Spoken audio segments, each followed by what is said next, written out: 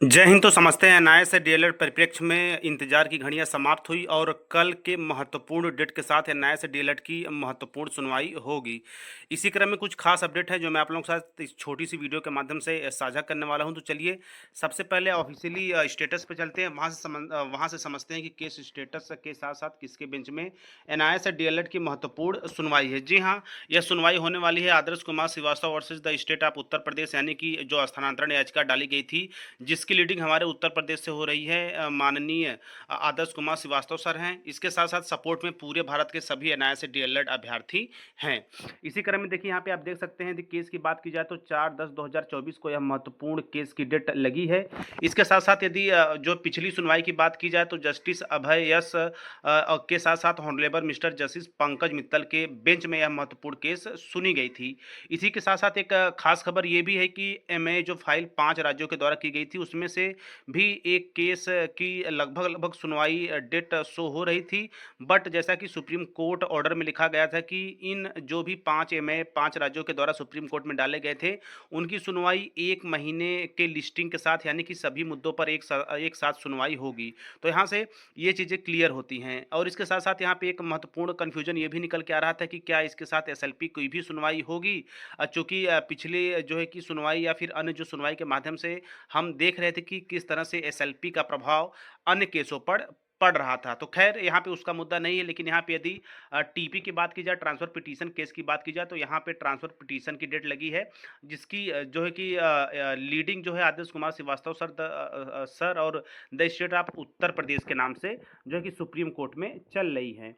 वहीं यदि यहाँ पे यदि कैटेगरी की बात की जाए तो रिक्रूटमेंट, ट्रांसफर और यहाँ पे अपॉइंटमेंट की बात है। और पिटीशन में बात की जाए तो आदर्श कुमार श्रीवास्तव, सोमनाथ अग्रहरी, शुभम कुमार शुक्ला व अन्य सम्मानित शिक्षक साथीगण का यहाँ पे नाम मेंशन किया गया है। वहीं यदि बात की जाए अन्य महत्वपूर्ण इसकी जो है कि डेट की, तो डायरी नंबर 16788 है। और केस नंबर की बात की जाए यानी कि ट्रांसफर पिटीशन जो है कि नंबर की बात की जाए तो 001995 जो है कि 001997 2024 जो कि 31/7/2024 को वेरीफाइड के साथ सुप्रीम कोर्ट में रजिस्टर्ड हुई थी। तो ये भी अपने आप में काफ़ी खास है। तो सब मिला जुला कर जो एक से दो केसों का कन्फ्यूजन यहाँ पे हो रहा था, यहाँ पे एक चीज़ें क्लियर है इस केस स्टेटस के माध्यम से, जो बिल्कुल आप जाके चेक कर सकते हैं सुप्रीम कोर्ट के साइट पे डायरी नंबर के साथ।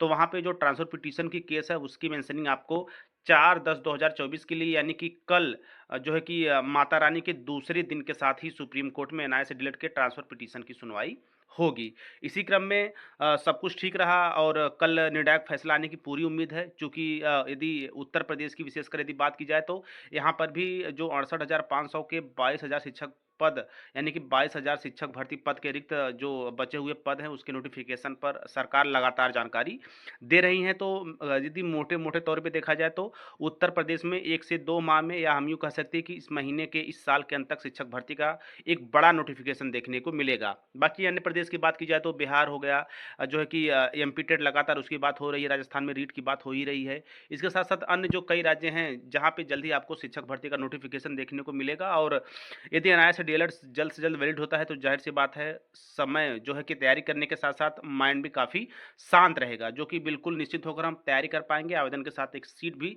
सेव कर पाएँगे, इसमें कोई दो राय नहीं है। तो यहाँ पे मेन मुद्दा केस की है। तो कल माता रानी करें कि सब कुछ अच्छा और एक निर्णायक फैसला एनआईए से डीएलएड पक्ष में आए और आगे जितनी भी समस्याएं लगभग 1 से 2 सालों में हो रही हैं, 3 सालों से हो रही हैं, वो समाप्त हो जाए और एनआईए से डीएलएड हमेशा हमेशा के लिए वैलिड हो जाए, ताकि अन्य जो भी डिप्लोमा जिन्होंने टीचर ट्रेनिंग डिप्लोमा किया है या टीचर ट्रेनिंग जो है कि डिग्री ली है उसके समकक्ष एनआईए से डीएलएड भी हो जाए और जो समस्याएं हैं, जो प्रश्न चिन्ह एक खड़ा हुआ था, उस पर पूर्ण विराम लग जाए। बाकी ढेर सारी शुभकामनाओं के साथ कुछ खास अपडेट जो कहीं न कहीं 1-2 बिंदु के माध्यम से कन्फ्यूजन हो रहा था, मैंने क्लियर किया। तो कल जो है कि Adarsh Kumar Srivastava versus the state of Uttar Pradesh, यानी कि जो टीपी नाम से केस सुप्रीम कोर्ट में फाइल की गई थी, उसकी महत्वपूर्ण सुनवाई है।